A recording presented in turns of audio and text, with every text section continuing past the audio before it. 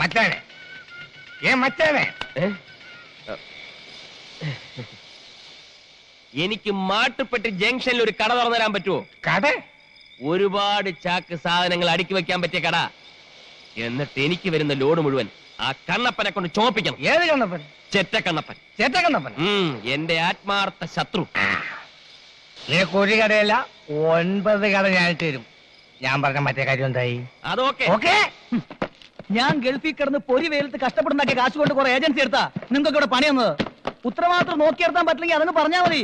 ഞാൻ പൂട്ടിക്കിട്ടി എന്നെ പാട്ടിന് പോവും. പിന്നെ ഞം കഴിക്കാനേ നീയൊക്കെ വേറെ പണി അന്വേഷിക്കേണ്ടി വരും. പരമതന്തി, ദരിദ്രവാസി, ചെറ്റ, നാറി, കള്ളുകുടിയൻ, തല്ലുകൊള്ളി, താൻ തോന്നി.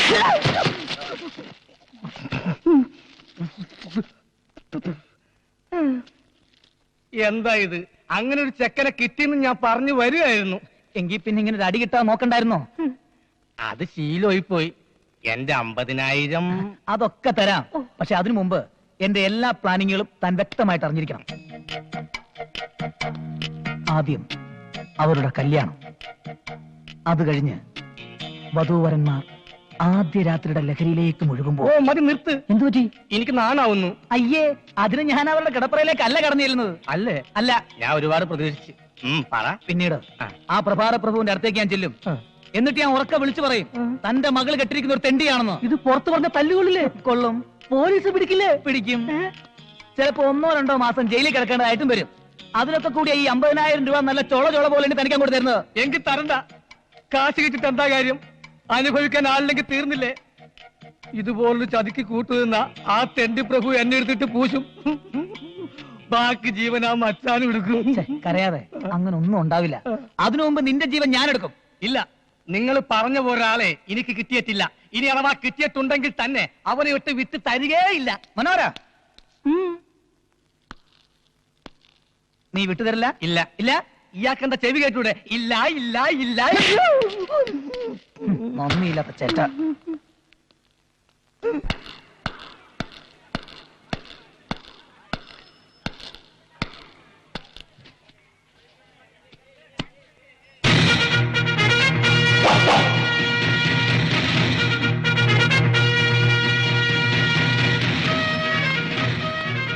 എവിടെ നോക്കിയിരിക്കുന്ന കളി? தங்கப்பா, எப்படி இருக்கா என் ஸ்டைலு? சூப்பர். உழைப்பாளி படத்துல ரஜினிகாந்த் மாதிரி இருக்கு.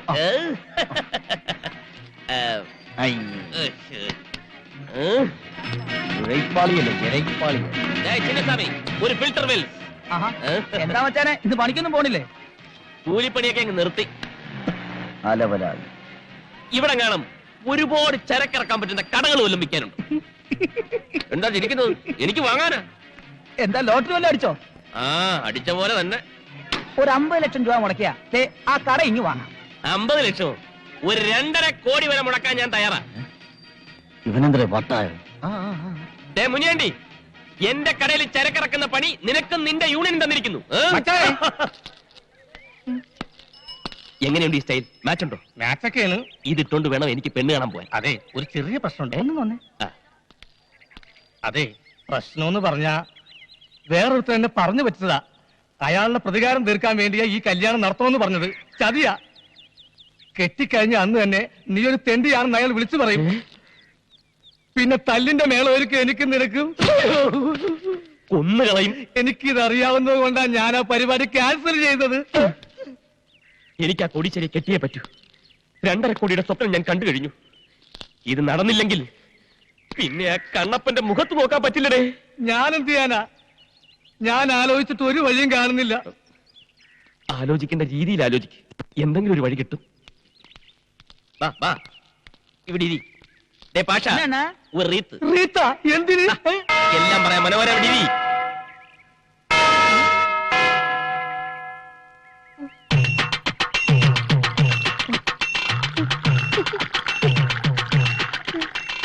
ഈ റീത്ത് എനിക്ക് ഇഷ്ടമായി. ഈ റീത്തിന്റെ കൂടെ തൊട്ട് നിൽക്കാൻ ഒരു പൂച്ചണ്ട് കിട്ടുവാ. അതൊക്കെ പുറകെ വരും. ഇതങ്ങോട്ട് പിടി. ആ കുടി. എനിക്കൊരു ബുദ്ധി തെളിയുന്നുണ്ട്. ബുദ്ധി അത് കളാ. അത് ഈ തലയിൽ എങ്ങനെ വരാനാ? ബുദ്ധിയല്ല കെണി കെണി. കെനിയ? ആ കുശാഗിന്റെ ബുദ്ധി. ഞാൻ ആദ്യം പറഞ്ഞ പെണ്ണിനെ നീ കിട്ടുന്നില്ല. പിന്നെ ഛേ, പകരം ഇതേ ബുദ്ധി ഉപയോഗിച്ച് നമ്മൾ തൊട്ടടുത്ത വീട്ടിൽ കയറുന്നു. ആ വീട്ടിലെ കോടീശ്വരനായ മരമണ്ണ തന്തയെ വളക്കുന്നു. അയാളുടെ സുന്ദരിയായ ഒരേ ഒരു മകളെ മച്ചാൻ സ്നേഹിക്കുന്നു, അതിൽ വിജയിക്കുന്നു, പിന്നെ കെട്ടുന്നു. ഒരു 100 റെത്ത്. പക്ഷെ കെട്ട് കഴിഞ്ഞാ ഒരു 5 ലക്ഷം രൂപ നീ കമ്മീഷനായി തരണം. നീ എന്താ ആലോചിക്കുന്നേ? എന്നാലും കുറെ കാലം കഴിയുമ്പോ ഞാനൊരു കൂലിയാണെന്ന് അറിഞ്ഞാലും. മാക്സിമം അറിയാതിരിക്കാൻ നോക്കണം. പിന്നെ അറിയുമ്പോഴേക്കും മൊത്തം അടിച്ചിരുത്തോണ്ട് മുങ്ങിയിരിക്കണം. വാ, അടുത്ത ബസ്സിൽ പുറപ്പെടാം. ബസ്സാ? ഈ നിമിഷം മുതൽ മറ്റാ കോടീശ്വരനാണ്. കോടീശ്വരൻ. Coat must, tie must, suit must, driver must. ഇത്രയും കാര്യങ്ങൾ മസ്റ്റാണ്. മസ്റ്റാണ്. എന്നാൽ ഉണ്ണികൃഷ്ണൻ മസ്റ്റ്. നല്ല മനസ്സോടെ ഡീസന്റ് ആയിട്ട് നടക്കുമ്പോ തല്ല് കിട്ടണ നാടേത്. എന്നോടൊന്നും പറയണ്ട. ഛേ. മച്ചാനെ, ഈ ചതിക്കെങ്ങാനും കൂട്ടു നിന്നെന്ന് പറഞ്ഞ അച്ഛൻ എന്നെ കൊന്നുകളയും. ചേരിയിലെ പെണ്ണുമായി നീ പ്രേമത്തിലാണെന്ന് നിന്റെ അച്ഛൻ അറിഞ്ഞാലോ? ആ പെണ്ണിനെ പ്രേമിച്ച് പറ്റിക്കാൻ വേണ്ടി അവളുടെ പുറകെ നടക്കുകയാണെന്ന് ആ റൗഡി രാജപ്പനോട് ഞാൻ പറഞ്ഞാലോ? ആ രാജപ്പനെയും തങ്കപ്പനെയും നിന്റെ അച്ഛന്റെ അടുത്തേക്ക് പറഞ്ഞു വിടട്ടാ. ഞാൻ പോയാലും വിളിക്കട്ടെ മച്ചാനെ. നീ ചെല്ലു മനോഹര. നിക്കണോ? ഞാൻ ക്യാഷ് ആയിട്ട് വല്ല സഹായം ചെയ്താ പോരെ? അതും വേണം. പിന്നെ മറ്റു ചില ചെറിയ ചെറിയ സഹായങ്ങളും ചെയ്തു തന്നെ. ഒരു ചെറിയ കാറ്, ചെറിയ ചെറിയ ഡ്രസ്, ഒരു ചെറിയ ഡ്രൈവർ. ഡ്രൈവർക്ക് ഞാനവിടെ പോവും. പറയുമ്പോ മറ്റൊന്നും തോന്നരുത്. ഇപ്പൊ നിന്നേക്കാ പറ്റിയ ഒരു ഡ്രൈവറെ എനിക്ക് കിട്ടാൻ പ്രയാസമാണ്. ഞാനോ? അതെ, നീ എന്റെ കൂടെ ഉണ്ടെങ്കിൽ ഈ കാശുകാരുടെ സ്റ്റൈലും കാര്യങ്ങളൊക്കെ നിനക്ക് എനിക്ക് പറഞ്ഞുതരാൻ കഴിയും. വളരെ ഈസി ആയിട്ട് നിനക്ക് ചെന്താമരയെ കെട്ടാനുള്ള വിദ്യ ഞാൻ പഠിപ്പിച്ചു തരികയും ചെയ്യാം. അച്ഛനറിഞ്ഞാലോ? ഛെ, എടാ മണ്ടൂസേ, നീ കെട്ടി ഒരു കൊച്ചു ഉണ്ടായ ശേഷം നിന്റെ അച്ഛൻ അറിയും. അതിനുള്ള വഴിയൊക്കെ മച്ചാന്റെ കയ്യിലുണ്ട്. അതിന്റെ സ്പെഷ്യലിസ്റ്റ് ആണ് മച്ചാൻ. എന്നാ പിന്നെ ഞാൻ വരാം. വേറെ മാർഗം ഇല്ലാത്തോണ്ടാണ് ഞാൻ. എന്നാ നമുക്ക് പുറപ്പെടാം. നിക്ക്, ഈ വേഷം ഇട്ടോണ്ടാ നീ ആ വീട്ടിൽ പോണത്? എങ്ങനെയുണ്ട്? നല്ല തറപ്പാണ്ടി ലുക്ക്. പോരാത്തതിന് അവന്റെ ഒരു വീരപ്പ മീശയും ഒരു വീതുളി കൃതാവും. ഇതൊന്നും ശരിയല്ലല്ലേ? പിന്നെ ഞാൻ എന്താ ചെയ്യേണ്ടത്? നിന്റെ ഈ മൊത്തം സെറ്റപ്പ് ഒന്ന് മാറ്റണം. എന്നിട്ടൊരു ചെത്ത് സ്റ്റൈലാക്കി തരാം ഞാൻ. ഗട്ടർ സൂക്ഷിച്ചു പോടേ.